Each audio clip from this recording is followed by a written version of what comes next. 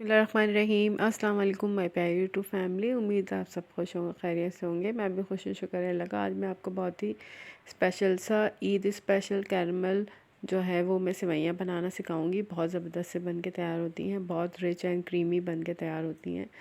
ज़रूर बनाइए, ये रेसिपी बहुत पसंद आने वाली है आपके घर वालों को। और हम इसको बनाएंगे, इसका कैरमल बनाएंगे चीनी के साथ। उससे पहले मेरे चैनल को सब्सक्राइब करें, बेल आइकन को दबा दिया करें, लाइक एंड कमेंट ज़रूर किया करें। चले आए रेसिपी कार्ड की तरफ चलते हैं।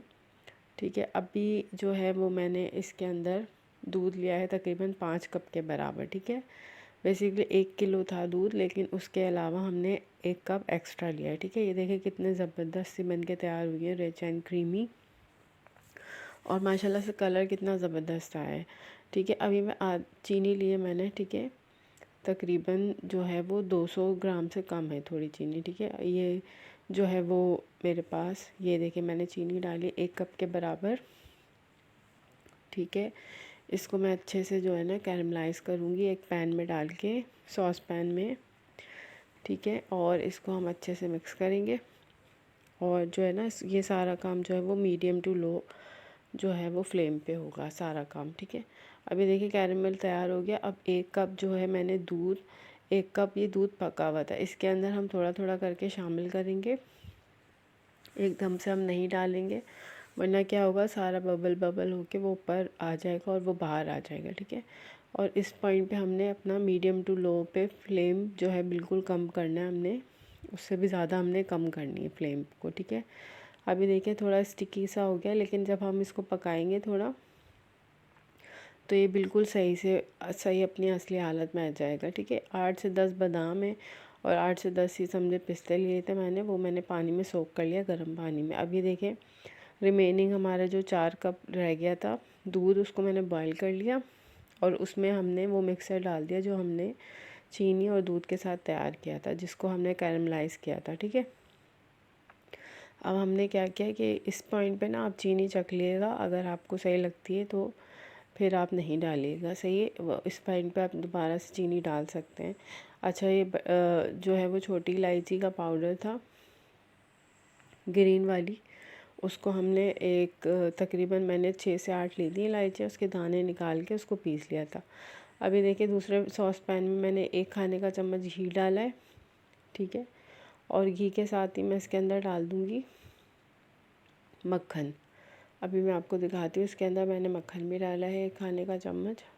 ठीक है, उसके साथ जो है ना मैंने इसको ड्राई फ्रूट जो है ना वो रोस्ट करने हैं इसके अंदर। रोस्ट करके और हम ना क्या करेंगे, हम निकाल लेंगे जो हमने सोक किए थे ड्राई फ्रूट, वो हमने इसके अंदर, ये देखिए मैंने छोटे छोटे से कट कर लिया था। इसके अंदर छुहारे भी थे, 8 से 10 छुहारे थे, जिसका मैंने सीड्स रिमूव कर दी थी। और मैंने जो है ना वो इसको, अब इसके अंदर जो है ना मैं थोड़ा सा इसको अच्छे से जो है ना वो थोड़ा सा फ्राई करूँगी। इसमें से बहुत ज़बरदस्त सी खुशबू आएगी। मक्खन या असली घी आप ज़रूर डालिएगा, उससे बहुत अच्छा सा अरोमा आता है, बहुत रिच सा फ्लेवर मिलता है हमको। ठीक है, अब हम इसको अच्छे से मिक्स करेंगे मीडियम टू लो फ्लेम पे ना, 2 से 4 मिनट हम इसको करेंगे, इससे ज़्यादा नहीं करेंगे वरना ये थोड़े से कड़क हो जाएंगे। देखिए थोड़े बबल बबल से बन रहे हैं, बस इतना ही करना है हमने, और इसको थोड़ी देर में हम निकाल लेंगे। इससे ज़्यादा करेंगे ना तो ये थोड़े से कड़क हो जाएंगे। सही है, और बस मैंने 2 से 4 मिनट किया था, अभी निकाल लिया, देखो रिमूव कर लिया इसके अंदर से।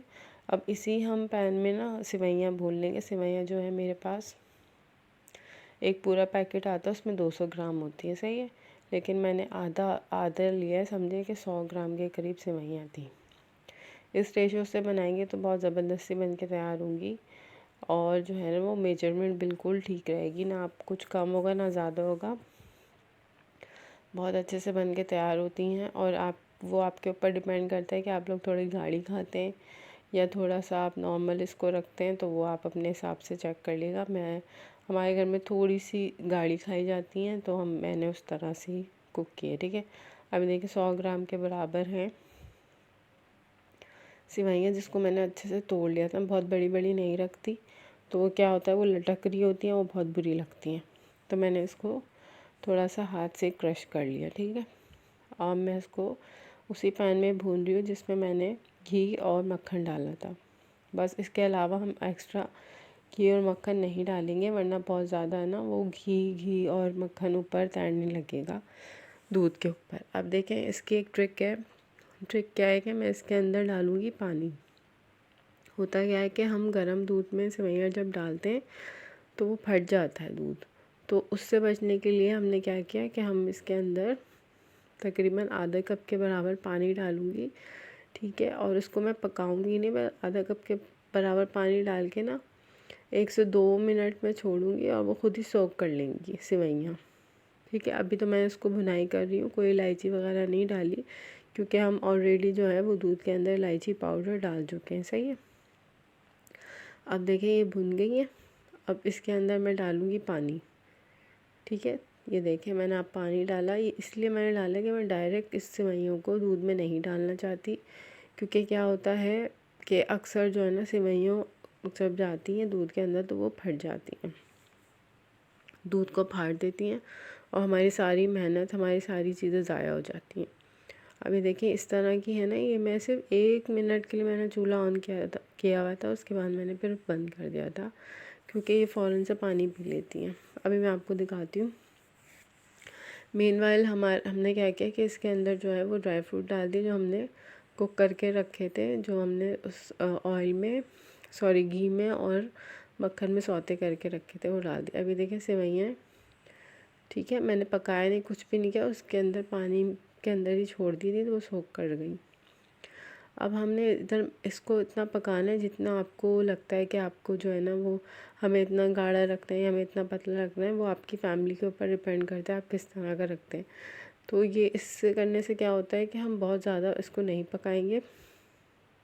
और वैसे भी सेवइयाँ ने अभी सही से जो है वो पानी थोड़ा ही पिया था। ये देखें इस तरह का मैंने उतारा था तो थोड़ा सा गाढ़ा था ये, ठीक है। और अगर आपको लगे कि जो है रखे रखे बहुत गाढ़ा हो गया तो आप थोड़ा सा दूध लेके उसमें चीनी हल करके इसको दोबारा से थोड़ा सा पतला कर सकते हैं। इतना बड़ा कोई इशू नहीं है, अगर ऐसा कभी आपके साथ हो जाए तो आप ऐसा भी कर सकते हैं, ठीक है। अभी देखिए मैंने इतना गाढ़ा उतारा था, ये देखिए कितना ज़बरदस्त सा लग रहा है, बहुत अच्छा बना था। ज़रूर बनाएं, मुझे ज़रूर बताइएगा किस तरह का बन के तैयार हुआ।